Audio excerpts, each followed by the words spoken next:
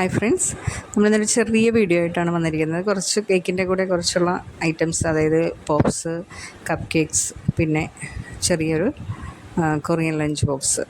ഇത് ഇത്രയാണ് നമുക്ക് ചെയ്യാണ്ടായിരുന്നത്. പക്ഷേ ഇതിൻ്റെ ഫ്ലേവർ രണ്ടും മൂന്നും വ്യത്യസ്തമായിട്ടുള്ള ഫ്ലേവേഴ്സാണ്.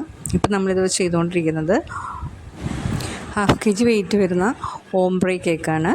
അപ്പോൾ നമ്മളിതൊരു ഇതിനകത്ത് ഫസ്റ്റ് ടൈമാണ് നമ്മൾ ചെയ്തിരിക്കുന്നത് നമ്മുടെ വീഡിയോസിൽ. അപ്പോൾ അതുകൊണ്ട് തന്നെ ചെറിയ ഒരു വീഡിയോ നമുക്കൊന്ന് എല്ലാവരെയും ഒന്ന് കാണിക്കാം എന്ന് കരുതിയിട്ട് അങ്ങനെ എടുത്തതാണ്.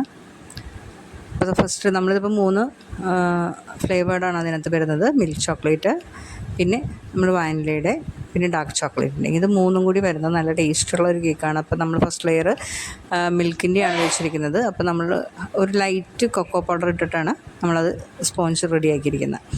പിന്നെ അത് കഴിഞ്ഞിട്ട് വാനില സ്പോഞ്ച്. അപ്പോൾ അതിൻ്റെ മിൽക്ക് ചോക്ലേറ്റിൻ്റെ ആ ഒരു ലെയറിൽ ഫുള്ളായിട്ട് നമ്മൾ ആ ഒരു മിൽക്ക് ചോക്ലേറ്റ് മാത്രം വെച്ചിട്ട് ഫില്ലിങ്സാണ് കൊടുത്തിരിക്കുന്നത്. പിന്നെയുള്ളത് കണ്ടൻസ്ഡ് മിൽക്ക്, അതല്ലെങ്കിൽ നമുക്ക് ചോക്ലേറ്റ് മെൽറ്റായിട്ട് നമുക്കങ്ങനെ ചെയ്യാം.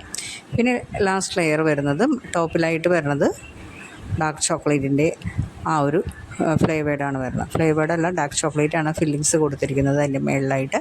പിന്നെ ഇത് ഇപ്പോൾ ഓംബ്രേ കേക്ക് എന്ന് പറയുമ്പോഴേക്കും പല കളേഴ്സ് കൂടി വരുന്ന ഒരു കേക്കാണ്. അപ്പോൾ അതുകൊണ്ട് തന്നെ ഫില്ലിങ്സിലാണെങ്കിലും ആ ഒരു കളേഴ്സ്, അതായത് നമ്മൾ ഫൈനൽ കോട്ട് കൊടുത്തതും അതേപോലെ തന്നെ ആ ഒരു കളർ വേരിയേഷൻ വരുന്ന രീതിയിൽ നമ്മൾ ഒരു 3 കളേഴ്സായിട്ട്, മിക്സഡ് കളറായിട്ട് നമ്മളങ്ങനെ അതും കൊടുത്തു.